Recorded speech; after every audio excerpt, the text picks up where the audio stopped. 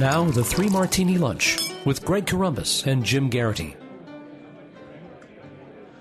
And welcome, everyone, to the Friday edition of the Three Martini Lunch, along with Jim Geraghty of National Review. I'm Greg Corombos of Radio America.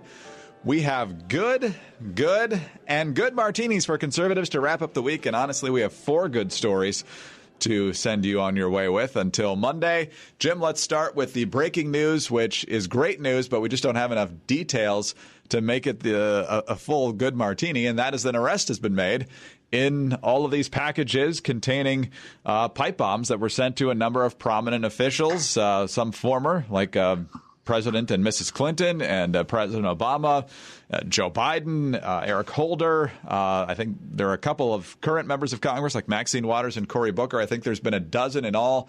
A Florida man has been arrested. No details yet. The Justice Department will hold a press conference Friday afternoon. So by the time a lot of folks hear this, much more will be known. It appears to be someone from the sketchy reports we're getting so far who has made threats a number of times before. And we just saw police put a blue tarp over a white van that had stickers pretty much plastering every conceivable window except the windshield. So you always know it's a really stable person when there's that many stickers on the van. Jim, you were able to take a closer look, apparently, where you were watching than I could in the camera shot that I saw. But what's your take on this news, and what else can you add here? Yeah, well, apparently Rick Leventhal of Fox News is reporting that the suspect does have prior arrests for terroristic threats, and describes him as, quote, the kind of guy who writes letters to judges or has a beef with someone and gets caught up within it. Also, if we're looking a little closer at the video screen of the van, I would just say to listeners, if you were asked to draw the kind of van that a nut job who would send explosive parts or potential pipe bombs to prominent Democratic figures, this is pretty much the van you would draw. This is exactly what you would picture.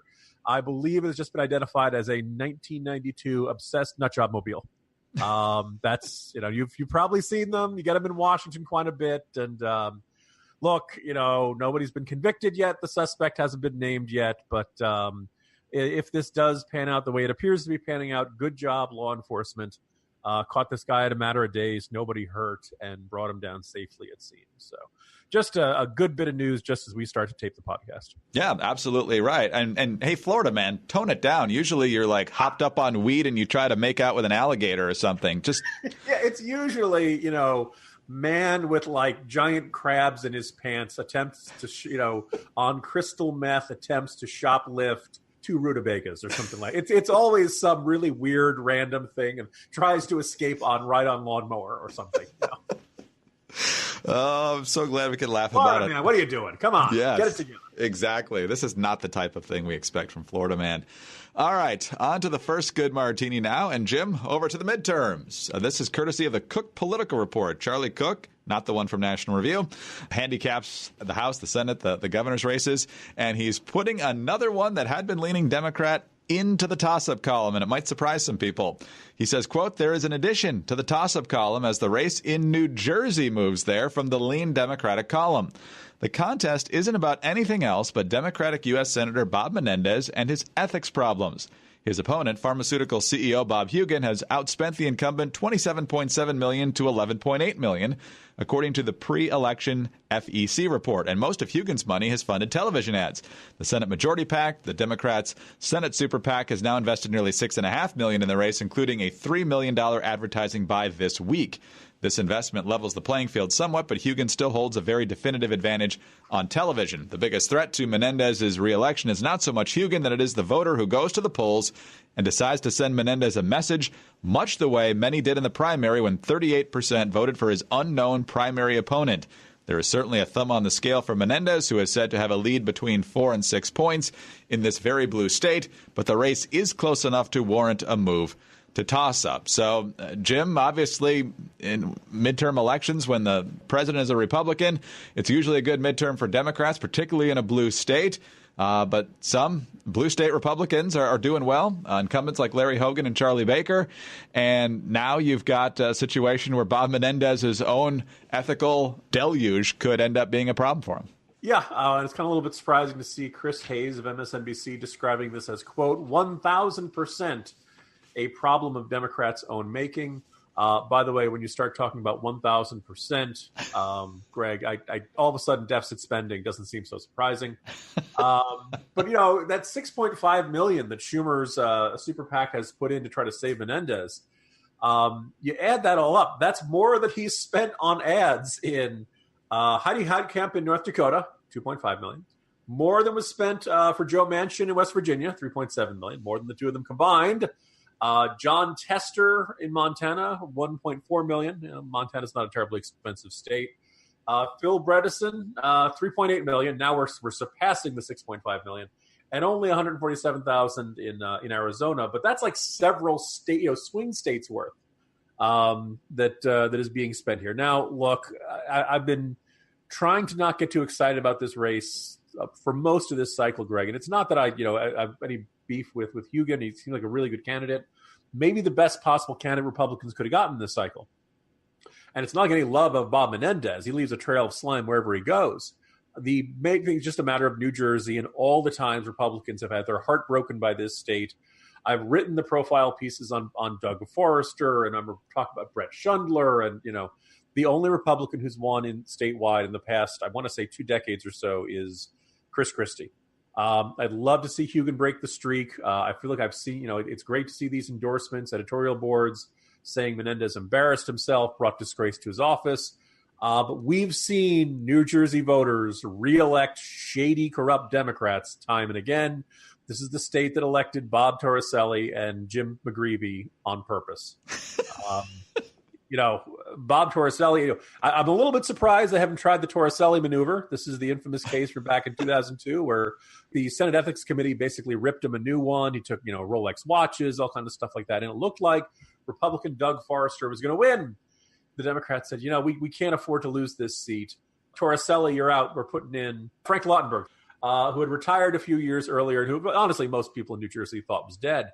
Not that too many could tell. And Lautenberg came back. And of course, like I said, the Republicans pointed out that, hey, you're after the deadline to change your candidate. We have provisions for if your candidate dies or something. And I'm sure that probably made Torricelli sweat a little bit. But basically, you can't change it this late in the cycle. And of course, that's exactly what New Jersey law had said. They took it to the state Supreme Court, and the state Supreme Court said, no, it's okay. That's fine. Good. You're the Democrats? Good, that's fine. Don't worry. And of course, Lautenberg won. And that was, so I'm not counting on it. I've had my heart broken by my former home state for far too many times. But look, it could happen. And if nothing else, the fact that Democrats have to spend money on this state is really good news for Republicans. Yes. And we'll see if your home state breaks your heart on Sunday. We'll get back to that soon, Greg. Yes. All right. Let's move on to our second good martini today, courtesy of CNBC. The U.S. economy grew at a faster than expected rate in the third quarter as inflation was kept in check and consumer spending surged, according to data released by the Commerce Department Friday. Gross domestic product expanded by a 3.5% annual rate. Economists polled by Dow Jones expected the economy to expand by a 3.4% annual rate. The department said that the PCE price index, a key measure of inflation, increased by 1.6% last quarter, much less than the 2.2% increase expected by economists. So that's good news. Also, consumer spending, which accounts for more than 2/3 of U.S. economic activity, grew by 4% in the third quarter, the strongest since the fourth quarter of 2014. So, Jim, we had 4.2% in the second quarter. Not quite as great in the third quarter, but still a lot better than we had been doing over the last several years. And if we can continue at a 3.5 clip, that'll be real good for the economy. Yeah, the GDP numbers don't get quite as much news attention as the unemployment numbers. You could argue that they probably should get more attention, or that they're a more useful measure of the overall state of the economy. When people think about jobs, that's kind of what they first think about when the conversation turns to the economy. By my calendar, Greg, this is the last big economic number we will get until Friday, the 2nd of November. Traditionally, the unemployment numbers come out the first Friday of the month, and that will be before the first Tuesday of the month, which is Election Day, November 6th. So Friday the 2nd, we're going to get one last big jobs headline. I'm sure the Republicans want to see it be as good as possible. But really, if you're a congressional Republican running for re-election, or if you're a Republican challenger to a Democratic incumbent, boy, this is about as good an economy as you can possibly hope for. And, if you're a incumbent, you say, look at us, we're doing a great job. People are finding jobs. We have 7 million job openings across this country. For much of the past decade, the state of the economy has been the foremost concern of the American people. We have fixed it. The economy is booming. Let's keep the good times going. If you're a Republican challenger, you want to say, look, the Trump policies are working. Maybe you don't talk so much about tariffs. The tax cuts are working. The overall policies, reducing regulation, the energy markets are booming. Things are going really, really well. Why would you want to change it? We need to enact more of these policies. Don't empower the Democrats and louse all this up. We'll see how this works. But again, economy traditionally is a very big issue to a lot of voters, and it's going about as well as Republicans could possibly hope heading into the midterm elections.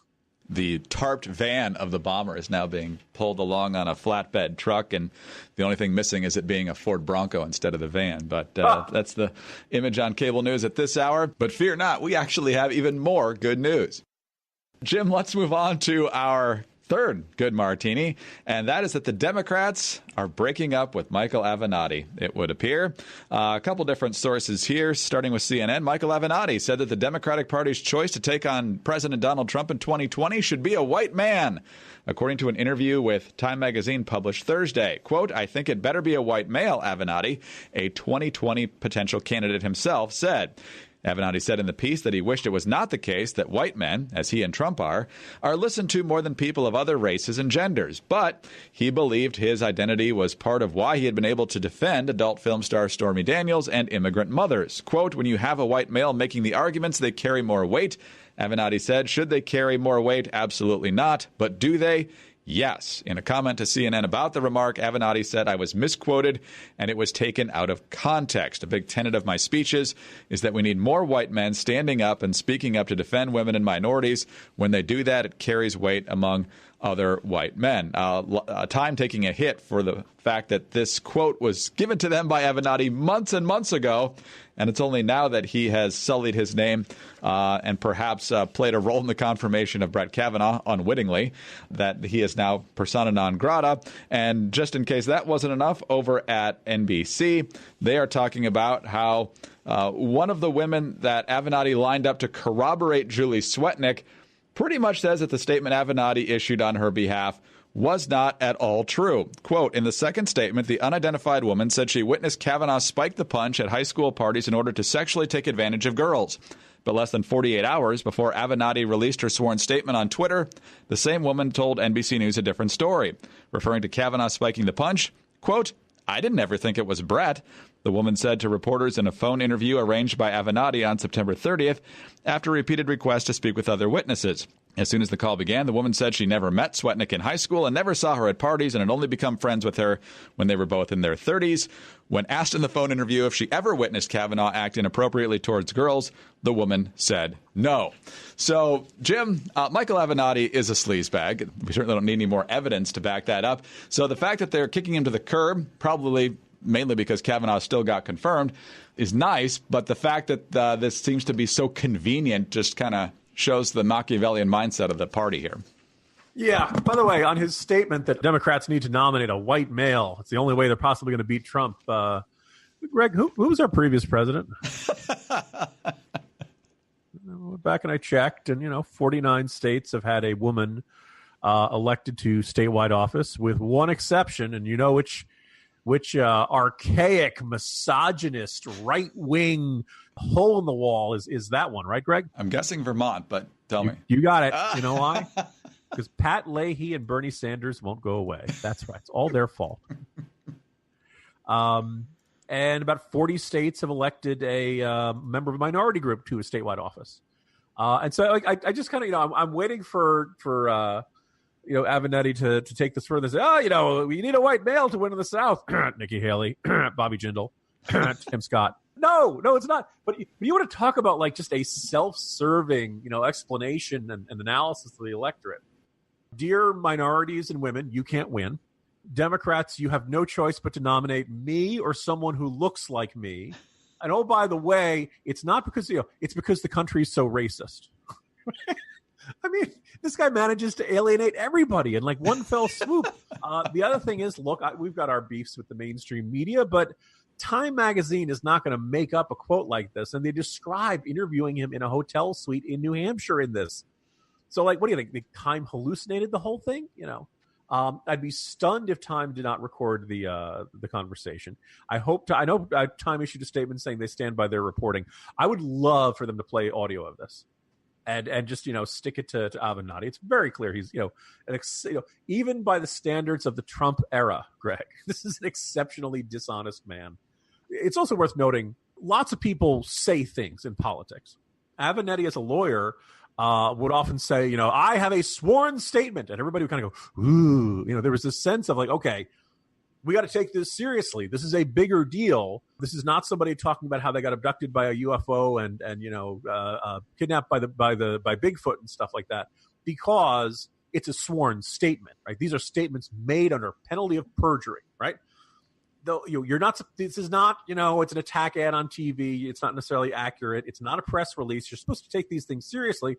And Avenatti sent him into the Senate Judiciary Committee. Now, if these women are coming up and saying, "Well, I never really said that," first of all, the woman described in this NBC article. Just a little life tip for everybody out there: if there's a document that's going to be sent to this U.S. Senate on your behalf alleging criminal acts, read it carefully. Don't skim it, as the woman says to NBC News, because you can get in trouble that way. If your name's going on something, do more than skim it. I know we all click through on the terms and agreements of every time the app updates, and I'm sure. So I remember reading a story years ago, Greg, that they said like somebody just put in there. Plus, we have the rights to your firstborn son in the middle there, just to see if anyone would notice, and no one noticed. So yeah, we all got that stuff. But listen. If you're submitting testimony to the Senate, read it carefully. And this is my little PSA for today. The more you know. But so now these women are saying, no, actually, no, I didn't say that. I don't believe that. That's not an accurate characterization of what I said I saw and described. The woman says, I'm upset with him twisting my words. Now, look, if you twist somebody's words and submit it to the Senate Judiciary Committee as a sworn statement, that's perjury. It literally says with your signature on there under penalty of perjury. Now, if the woman, the woman might be foolish, but she's going to be able to say, well, Avenatti told me he was going to take care of this and he changed what I said and all that kind of stuff. Like this should be investigated. This should carry legal consequence. And Greg, I say this is the sort of thing that could really ruin your career and get you evicted from your law firm. But turns out that already happened to Avenatti earlier this week. Turns out landlords get upset if you don't pay the rent for 4 months. Oh, by the way, he had a multi-million-dollar judgment from a former partner. And, of course, he's got the statement to Time. So other than that, though, Greg, it's been a great week for him. It's been a good week for everyone who said, I told you so about Michael Avenatti. Exactly, right? Wow. This is very much in that, I can't believe the snake bit that person. Who could have predicted it? Jim, we made it to the end of Friday's podcast, and we're still on good terms. Hopefully, we'll still be on good terms on Monday. There won't be any great controversy deciding the end of the game, and we'll be all frosty and silent towards each other. But I know the Bears are slightly favored, maybe about a touchdown or so. I think it'll be a little bit closer than that. I'm hopeful that the Bears can pull it off, but since it is a home game, but they tend to play some pretty tight games, so I'm not sure they're going to cover. Greg, it's the NFL in 2018. You know how this is going to shake out. It's going to be a tie. You may be right. You may be right. Oh, wow. Well, I look forward to the Belichickian handshake at the end of the game between you and me. We will be gruff, checking the box, and with no enthusiasm whatsoever. All right. See you Monday, Greg. We'll have a lot to talk about that day. Absolutely. Jim Geraghty of National Review. I'm Greg Corombos of Radio America. Thanks for being with us today. Have a great weekend, everyone, and join us again Monday for the next 3 Martini Lunch.